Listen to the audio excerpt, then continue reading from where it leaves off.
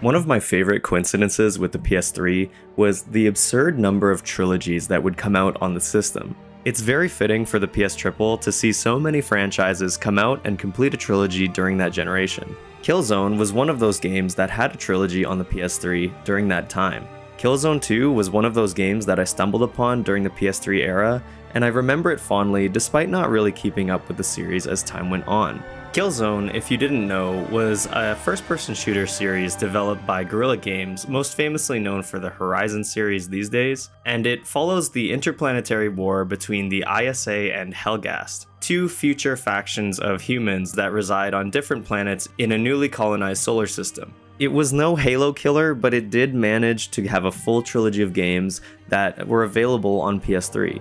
The first game started out on the PS2, but I would assume that the vast majority of people started out with Killzone 2 and then moved on to 3. All three of the games were released as part of the Killzone Trilogy, which released late into the PS3's life cycle. I recently decided to play through all these games because I was feeling a little nostalgic for Killzone 2, and I wanted to see what the other two games were like. Let's take a look through the highs and lows of the original Killzone Trilogy, starting with the first game on PS2.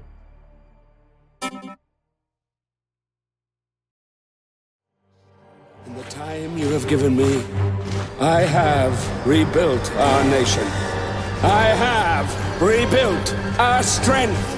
And I have rebuilt our pride. So, before I start, I am playing the game on PS3 as opposed to the original PS2 version. I don't really know if there's any real differences between the PS2 and PS3 version. The only thing that I'm aware of is the lack of online multiplayer in the re-release, so that is one big change, but not really something that's going to affect me. If you know anything more about the original Killzone game and how it's different on PS3, feel free to let me know. The plot of the original Killzone follows an ISA soldier named Templar. I believe the ISA stands for Interplanetary Space Army or something like that. They're basically just the Americans. Templar is sent on a mission to stop the evil Helghan army from invading his home planet of Vecta. The ISA are effectively the good guys and the Helghast are the bad guys. This doesn't really change throughout the entire trilogy. I felt a bit checked out throughout most of the campaign's plot, but you can't deny that the Helghast are just really fun villains. Obviously, the World War imagery carries through the entire series, but the Helghast have a certain edgy vibe that I can't help but find a little endearing. The great visual design of the Helghast with their glowing red eyes and gas masks are gonna carry this game and really just the entire series.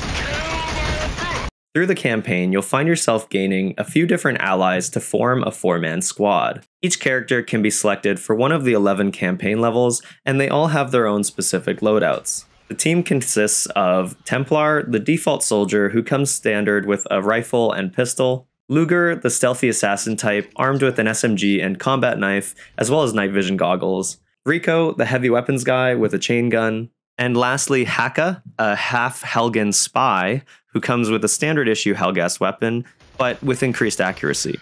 I think each squad mate offers a good variety to the gameplay, and you can choose each of them at the beginning of any mission. But I gotta say, I really love how their personalities are shown in the character selection screen. Each character will be glad when you accept them, or a little upset when you move away from them. I've definitely played some games that do that before, but this just felt like it added a little bit of a personality to that character selection screen. This mission, it's gonna hurt the Helghast. Very much so.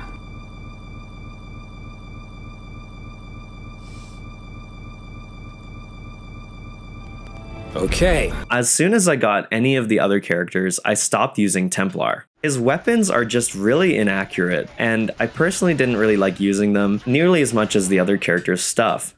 Most of the time, I would use Luger since her SMG has an alternate fire, which is great at picking off long-range enemies. In a game that's riddled with these long-range firefights, it became very useful to have.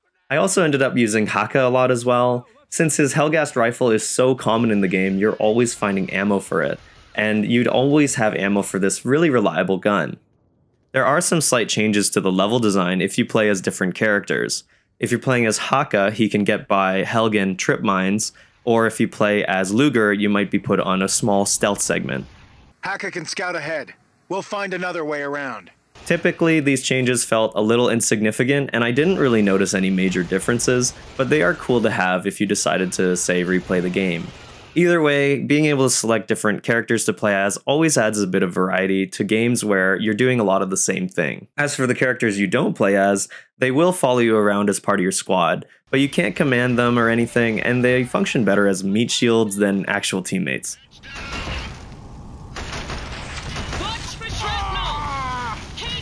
If you decide to play Killzone 1 for yourself, you'll probably notice that the game feels a little clunky at times. There's just so many small things in the game that make it feel a little bit chunky to maneuver in. And I'm not talking in like a good heavy sort of way, but more of just a unwieldy, tanky feeling. For example, holding fire as you empty a clip doesn't stop you to reload. You just freeze up until you let go of the button. Also, if you try to strafe while aiming down a sniper rifle, this happens.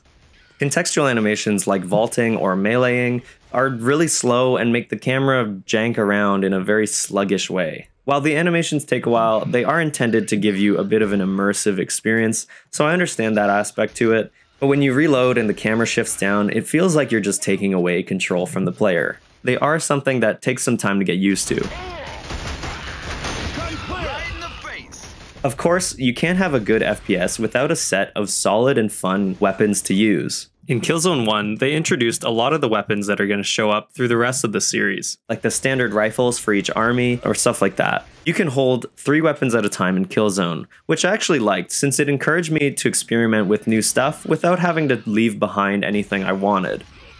The default Hellgast weapon is great, and I really love the shotgun attachment that it has as a secondary fire. Sometimes it did feel a little bit useless, but in close quarters, it was really fun to use. I also really like the assortment of LMGs that you get to use. In Killzone 1, you find yourself fighting waves and waves of pretty bulky Hellgas soldiers, and having this large ammo supply in one weapon was really useful to have. On the other hand, some weapons feel redundant, like the knives, since you can technically melee at all times anyways. Sometimes I would avoid explosives as well, since they seem to do less damage than the regular guns would, and they would just create distracting clouds of smoke. Also, my grenade launcher just stopped working at one point.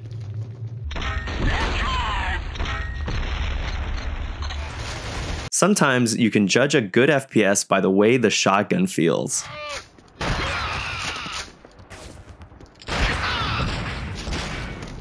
The shotgun does not pass the vibe check. I've got to say that my main issue with the combat in Killzone 1 was mostly tied to readability. As you progress through the game, the level design leans more and more into these natural settings like swamps and jungles, and it really felt like visibility became a major issue for me. Spotting these dark Hellgas suits through the bushes made for some frustrating moments of blind firing. I actually think I read somewhere that the iconic red eyes of the Hellgas were added in to help players see during the firefights, and it makes a lot of sense here. I think almost all of my deaths were caused by these grenade shots from enemies that I couldn't even see. When you're handling these grenade pistols that can drop you in less than 2 hits, it can feel a bit tiring. Of course, the game is meant to be squad-based, and you can rely on the other teammates to take some damage for you. Honestly though, the easiest thing to do would be abuse the AI for the Hellgast. When you pick off soldiers at range, nearby Hellgasts seem to just be confused instead of set on alert or whatever. Medic! Engaging target! After managing to reach the space defense station, Templar and the squad managed to stop the Hellgast invasion of Vecta, but the conflict seems to have just begun. I found it strange that the campaign sort of just ends here, but it was a fun ride for good and for bad. The plot to me is serviceable, but a little bit overly serious at times. Don't get me wrong though, I love when a game or a movie or whatever respects the world of its story and the characters in it. But sometimes the presentation of Killzone is a little bit too edgy for its own sake. but I really couldn't get over how much Rico just constantly complains throughout the entire story. I get that he isn't as experienced as the others, but by the end of the game, he's just being a complete idiot, and he sees no progression in his character. For whatever reason, Rico will appear more throughout the series, and he'll stick around despite being kind of my least favorite character. What the fuck is a Shakespeare? After I finished the campaign, I did mess around a bit in the multiplayer. There was no online in the PS3 version, and the servers wouldn't be up anyways at this point, so I couldn't really try it out, but I did get to play around with some bots. It felt a bit faster paced than the single player, and I had fun just running around mowing down some enemies. Killzone 1 feels a little bit rough around the edges, and actually resembles more of a squad-based tactical shooter, to me at least, than the fast-paced Killzone that I'm familiar with. But now that we're done with Killzone 1, we can play the game that made me want to make this video in the first place.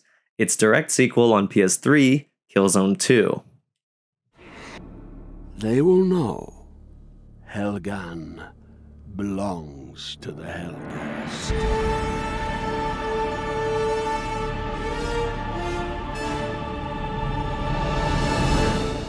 So I think that if you're familiar with the Killzone games at all, you probably know Killzone 2. The game was lauded at the time as this insanely impressive technical showcase for the power of the PS3. But the E3 trailer in 2005 was a sort of notorious moment as they tried to depict the game at a higher fidelity that just wasn't even really possible on the hardware. I wasn't really keeping up with games media at the time unless you count Nintendo Power. I never really heard about that controversy, and so by the time I got my hands on a PS3 Slim and a copy of Killzone 2, the game was already out and I just saw it as it was. But I do remember being drawn to the gaze of that cool gas mask guy on the cover. Compared to the first game, which had a pretty decent reception, Killzone 2 was seen as a great new first-person shooter for the PS3. I have a lot of love and nostalgia for this one, but I haven't played it in forever, so let's just jump into it. This is f***ed up! Hang on! 200 meters! We're dropping shots!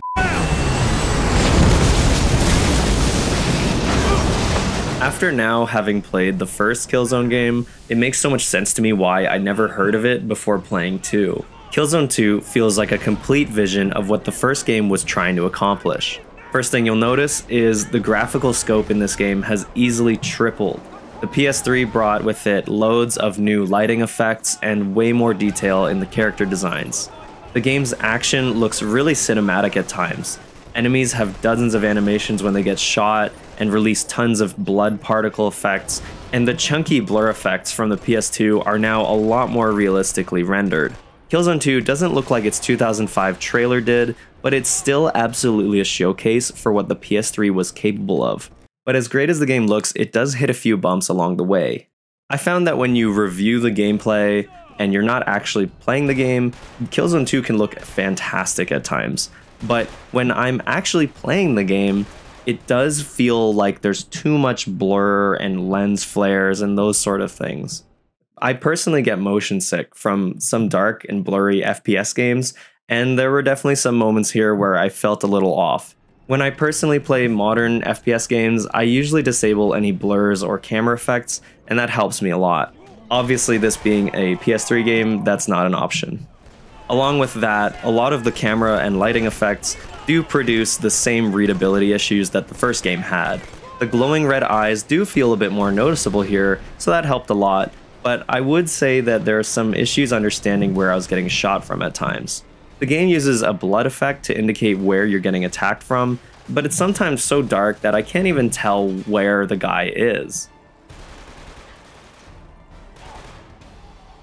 I do want to say one thing about the art style in the Killzone games. I feel like you can't talk too much about these without addressing the idea of the brown or gray shooter, the style of FPS that was typical at the time.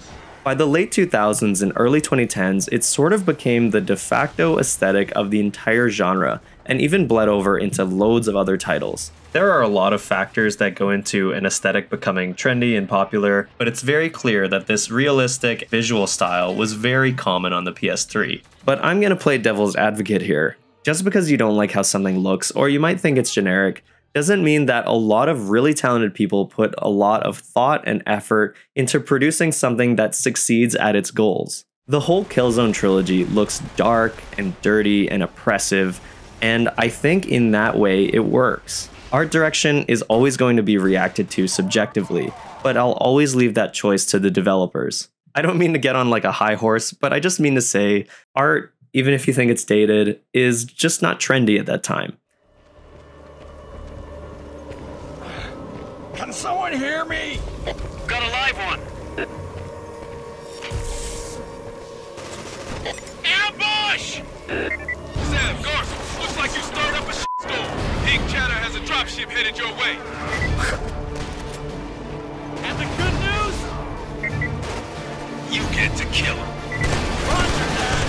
In the gameplay department, Killzone 2 is a real step up, and I felt like it held up really well for being over 15 years old. You can absolutely feel the ways that the military FPS genre had changed in the late 2000s. Killzone 2 features a lot of newly common aspects like cover firing, automatic healing, quick meleeing, and unfortunately limited weapon inventory.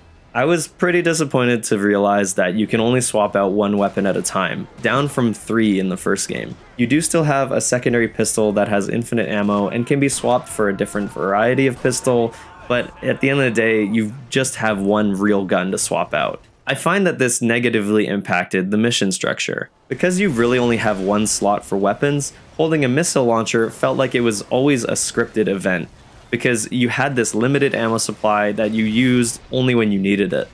And the limited equipment also made the issues with the ever so common Helghast rifle more apparent. Nearly every Helghast soldier in all 3 Killzone games has this default assault rifle. The gun is just too common and reliable for a game that restricts your inventory. It's effectively the default weapon, even more than the standard ISA rifle that you start with. And I almost forgot to mention, they got rid of the alternate fire button. It's not that big of a deal in practice, but if you're stuck with one weapon at a time, a separate mode for firing could have made a real impact here. I'd really miss the underbarrel shotgun of the Helgen rifle, since it made it feel like a unique weapon, instead of just being the bad guy's assault rifle. Okay, you're right. That. Thankfully, most of my issues with the controls have been fixed here, and while some of the buttons have been placed in ways I don't personally prefer, I did get used to them quickly. Guns all feel a lot better to handle. They're all really chunky, but not in that janky way anymore. Everything feels suitably heavy, even though the shotgun still isn't quite up to my standards. Killzone 2 was a great way to demonstrate the power of the PS3's hardware, but it was also a good way to show off its gimmicks. Both the later released DualShock 3s and the original 6-axes all have these gyroscopes. The 6-axis gimmick would show up in a lot of different PS3 games, and Killzone 2 was no exception. The motion controls get used to turn valves and activate switches, as well as to arm bombs. But my favorite implementation is how they attached 6-axis to aiming down a sniper rifle. The 6-axis controller will detect if you're making any subtle movements, and then mess with your aim accordingly, making it so that in order to get good shots with the sniper rifle, you have to hold the controller as still as possible. It's such a silly, fun addition that I think is probably frustrating to a lot of people, but I find just kind of endearing now. Nice shot! Even with a lot of the similarities of Killzone 1, they did add a lot of new things to the campaign, like vehicle segments, new weapons, new enemies, and also a cool boss fight or two. And the gameplay has been established here as this cinematic, weighty shooter with huge fights and a whole lot of yelling. The new music tracks that play throughout 2 also added a lot of tension. It's something that I didn't think about until reviewing the footage, but Killzone 1 had absolutely no music. Killzone 1 felt like you were roaming around in the jungle, but Killzone 2, you are a bombastic army.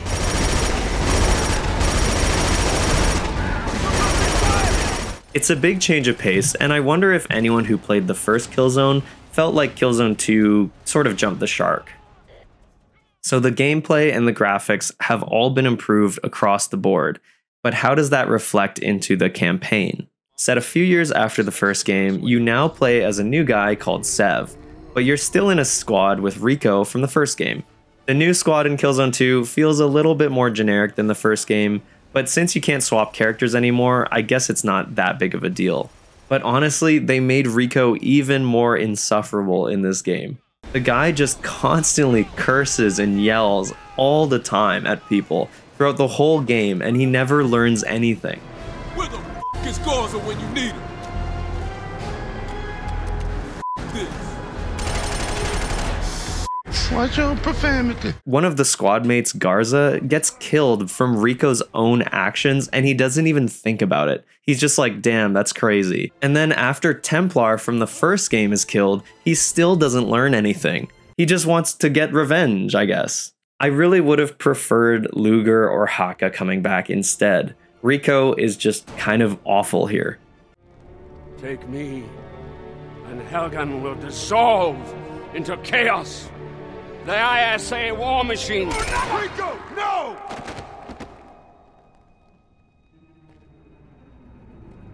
I had fun playing through all the levels in Killzone 2, but I felt like the ending might leave you feeling a bit hollow. It sort of just ends in the similar war's not over yet type of way. There's still Killzone 2's online multiplayer though. It's called Warzone, and it was honestly one of my favorite parts of the game back in the day. Back when Killzone 2 was still relatively new, I would dabble in the multiplayer mode and get thrown into these chaotic matches with up to 32 players in a lobby. The official servers have been shut down for quite a while now, but I can still play against bots and get a rough idea of what it used to be like.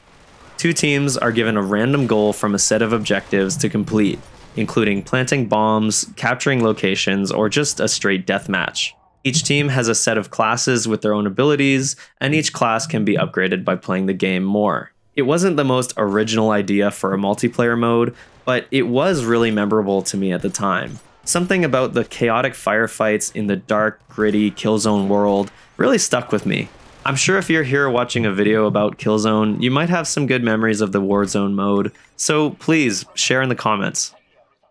Killzone's world is even more edgy and unsubtle, but it's got a specific identity that's been established here. Killzone 2 had really set itself as a tentpole FPS for PlayStation, and we would soon see a sequel and end to the trilogy with our last game today, 2011's Killzone 3.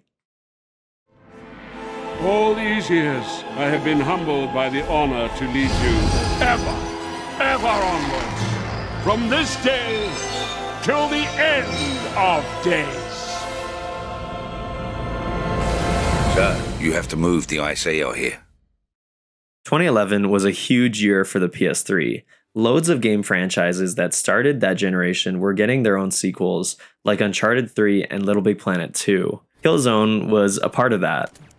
Like I said, for whatever reason, the PS3 is just a trilogy machine. In the years between Killzone 2 and 3, FPS games had absolutely been crushing it, with iconic entries like COD Black Ops and Halo Reach. And so at the time, I was kind of stuck in the COD trenches along with everyone else I knew that owned a PS3. While I did hear about Killzone 3, for whatever reason, I decided to skip out on it. But years later, when I started collecting PS3 games, I picked up Killzone 3 for dirt cheap. You can reasonably expect to get Killzone 1, 2, and 3 for about $10 each. I never got around to playing Killzone 3, and so I always wanted to check it out and round out the trilogy. We can get there if we follow that road below. The first thing that I noticed booting up Killzone 3 was just how similar it is to 2. The game was only released 2 years after the second game, and since Killzone 2 had such a long development cycle, it's not too surprising that they'd want to reuse some of that work in order to make the sequel. Cleaned up Killzone 2 is probably the best way to describe most of Killzone 3. A lot of those post-processing effects are still around, but they don't feel nearly as invasive. And while most of the environments in Killzone 2 were really dark, Killzone 3 adds a lot more brighter areas. I'm personally a bit more into the dark mood of Killzone 2, but I understand why they made those changes. Killzone needed some new energy to give the third game more variety and allow it to introduce new level mechanics, like the jetpacks, for example.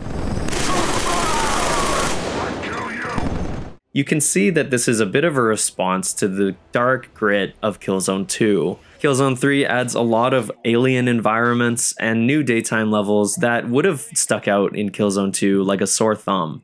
Character design in general has seen a big shift. The new Helghast enemies appear more close to what Guerrilla Games puts out nowadays with the Horizon series. Control-wise, the arc that the series made towards streamlined Call of Duty type game feel is pretty much complete here. Of the two primary control schemes, the second one is basically COD mode with L1 aiming down sights and R1 firing. It could be a placebo, but I felt like everything was just a bit snappier. Is it weird that I objectively find it better controlling, but I don't necessarily prefer it? The controls just seem less unique. Like, for example, you can't spam the melee anymore, it just does one big hit like in any other game. Uniqueness doesn't exactly equal quality, but Killzone 3 feels less unique from a control standpoint.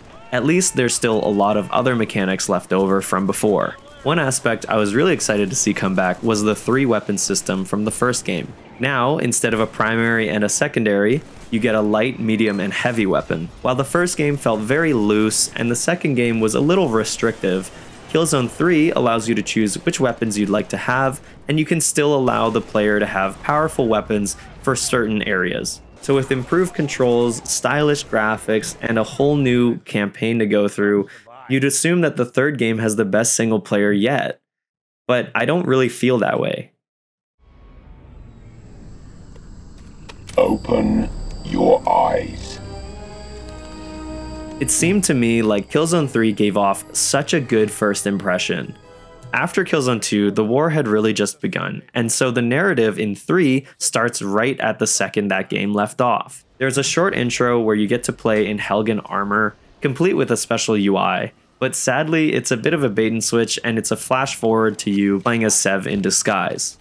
But still, the new controls felt really great, the graphics were somehow even better, and I was having a blast tackling the first handful of missions.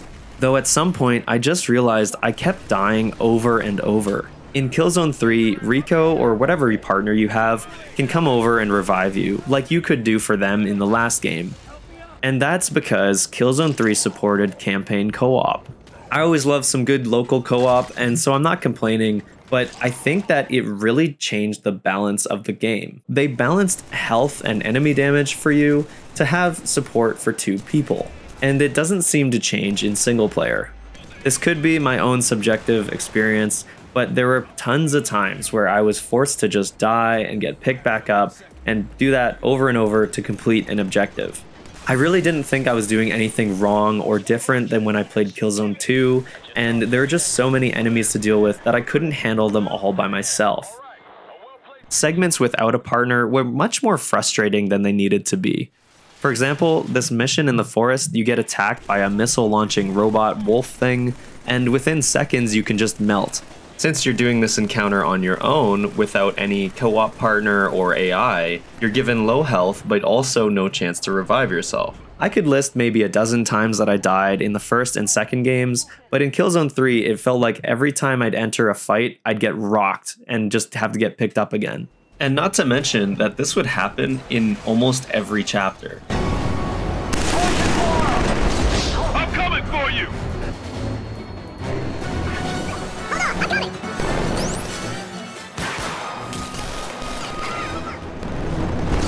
I'm not gonna lose you!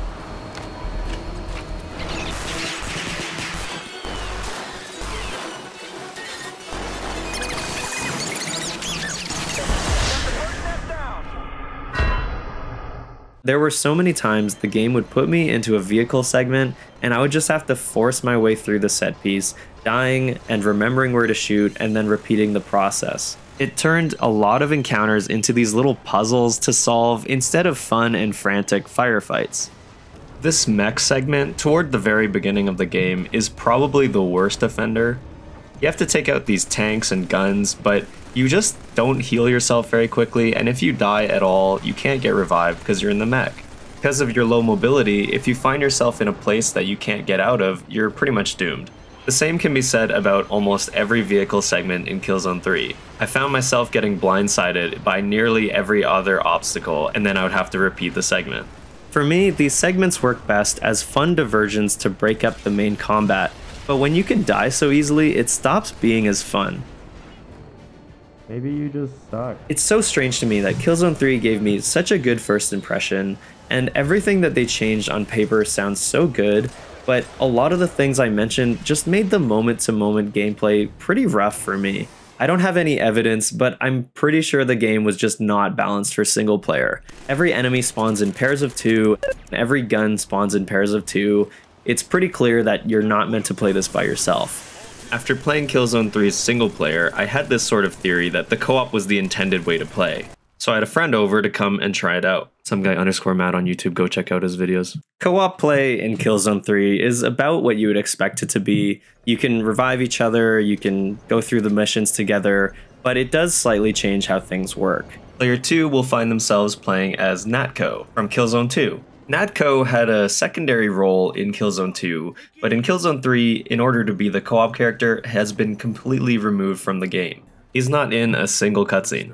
I really expected Player 2 to just be Rico 90% of the time, but he isn't always with you in the plot, so it makes sense. But from a design perspective, I think that a squad of 1 to 2 is very different than a squad of 2 to 3. Since Rico and both players can all revive each other, it causes a big imbalance in the way that the game is built. One person being downed in a squad of 2 is a lot more dangerous than one person being down in a squad of 3. I found that in our time with the co-op mode, you were a lot more available to do risky maneuvers instead of hiding behind cover most of the time. That, plus the ability to have 2 people with heavy weapons at one time, meant that the co-op mode felt a lot easier, but also just more fun in general. Although, the same can't be said for those vehicle segments.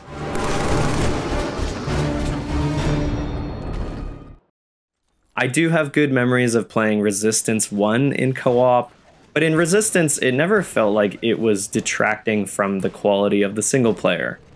Co-op can be a good addition to a lot of these games, but it needs to be balanced accordingly. I think that if you played this game for the first time in co-op, you'd probably have a good time. I guess that worked. Peripherals and accessories were really common and popular in the early 2010s, and so Killzone 3 actually supports 3D TVs and PlayStation Move controllers. I don't have a 3D TV, but I did try the PS Move support. I feel like if you just put the game on easy mode and played the game with the PS Move, you could comfortably pretend that it's just a light gun game and have fun with that. Since Killzone 3 has solid cover shooting mechanics, you can kind of just play it like Time Crisis. I had a good time playing on easy mode with the PS Move controllers, just blasting away at enemies.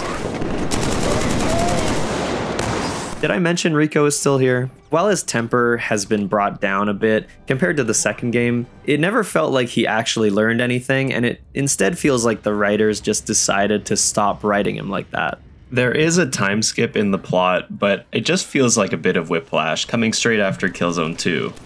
Having gone through all 3 games, it really feels like the plot in Killzone was always meant to be something more than it is, but it always seemed to boil down to a bunch of army guys yelling at each other.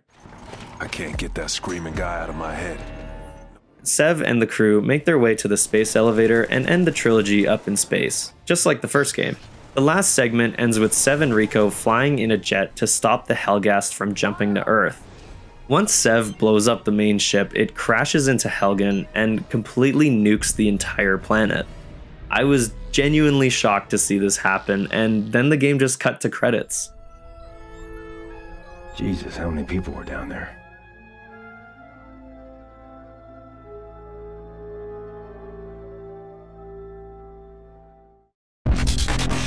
I know Shadowfall came out on PS4, and it probably continues that story, but I haven't played that one yet, and I really think that 3 should have tied things up.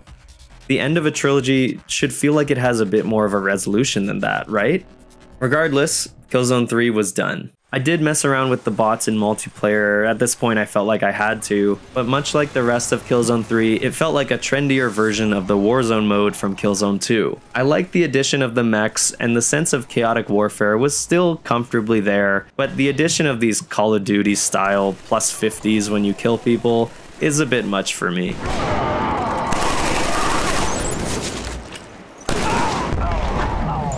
Killzone 3 has so much going for it, but I feel like it just falls short with a lot of these unnecessarily frustrating moments. I still enjoyed the on-foot combat most of the time, but it's kind of just more of the same. I'm honestly surprised how much I feel I have to say about Killzone 3, but I think it's time to wrap this one up. The Killzone Trilogy was always something that I wanted to set aside the time to take a look at.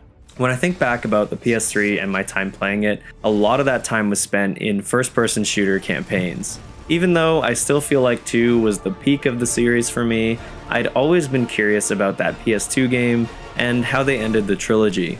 Killzone on PS2 was a bit of a surprise for me, and while it can feel a bit rusty, I did enjoy the unique aspects that it brought to the table.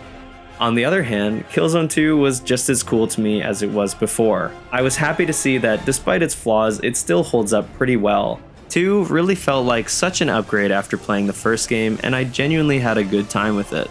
Killzone 3, I didn't feel quite as positively about. Even though it shares so much in common with Killzone 2, it just feels a little messy. Killzone 2 wasn't perfect either, but it felt to me that the things it could have improved on in 3 didn't really come to pass. The way the story unraveled and the new vehicle segments in Killzone 3 kind of worked out in a way that was a bit disappointing, honestly. After playing the whole trilogy, it felt like the games really succeeded when they put you in the middle of a massive firefight with bombs going off and loads of NPCs firing at each other from all angles. I would have loved to see more moments in the games with objectives that could be met by different means instead of slowly adapting into that mold of a linear Call of Duty game. I wish that by Killzone 3 they could have really fallen into those great moments of bunkering down and taking out waves of enemies, and really also adapted some of the slower paced moments from the first game. The multiplayer modes would consistently do well, capturing that chaotic feeling, sometimes better than the campaigns would. The Hellghasts are just too cool to be tied to these long on-rails minigun segments, you know? At one point, Killzone was a part of that huge wave of Sony blockbuster action games, and with the success of Horizon, it's hard to see them coming back to Killzone at any point. Either way, I'm glad you joined me looking back at this somewhat forgotten first-person shooter franchise. If you enjoyed the video, you'll enjoy these types of things, check out some of my other videos. Feel free to like and subscribe and comment. I'd love to know what you think about Killzone and if you think about it at all anymore. Thanks again, and take care.